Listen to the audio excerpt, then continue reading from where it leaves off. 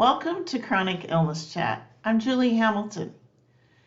As an HR manager or director, you know how important great employees are and how crucial they are to your business. But chronic illness poses a serious threat to them and their performance. But you want your employees to feel comfortable and well cared for at work, knowing that they have the tools to succeed despite their chronic illness. So you ask yourself, what exactly is a chronic illness? Well, it's a health condition or disease, long-lasting in its effects that come with time. So where does the chronic part come in?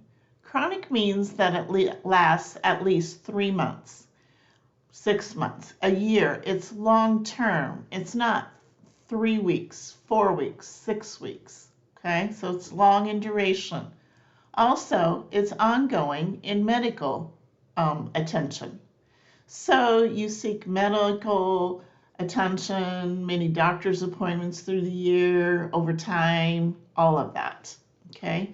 It also limits your daily activities. So that's bathing, showering, grooming, getting dressed, toiletrying, getting in bed, out of bed, in a chair, out of bed, or out of a chair. It's also eating, walking, climbing stairs. Okay. So what are the leading factors of a chronic illness? Well, tobacco use, harmful use of alcohol, increased blood pressure, increased cholesterol numbers, glucose numbers, obesity, unhealthy eating, no physical movements, things like that. But I also think stress can be a factor in that. And we'll cover stress at a later time. But then you might be asking, what about expectancy of life? Well, with a chronic illness, especially if it's not addressed, your life expectancy can be decreased. So, someone without a chronic illness may live 15 to 20 years, from age 67.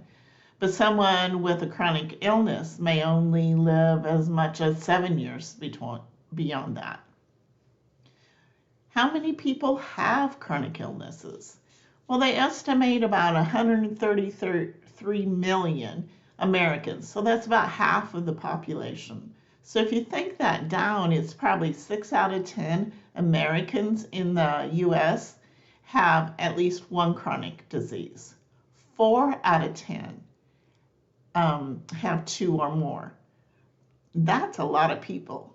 And for some reason, it's higher in women at 28.4% than men at 25.9%. So why is it higher in women? I think one of those things is we have that want to do it all syndrome.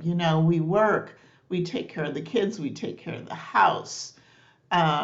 We never put ourselves first. We always put someone else first. We're running our kids here and there and making dinner, do the grocery shopping, do the laundry, all of that. Plus, if you have a high-stress job that's very demanding, you have all of that stuff in that mixture there. So I think that's one of the reasons that it's higher in women. Now, when you come to the business aspect, it can affect your bottom line. It affects your absenteeism. It affects your productivity. It affects your turnover rates. So that's why it's so important to understand chronic illness and learn to work with your employees. So if you'd like to learn more, hit that like and subscribe button and join my channel.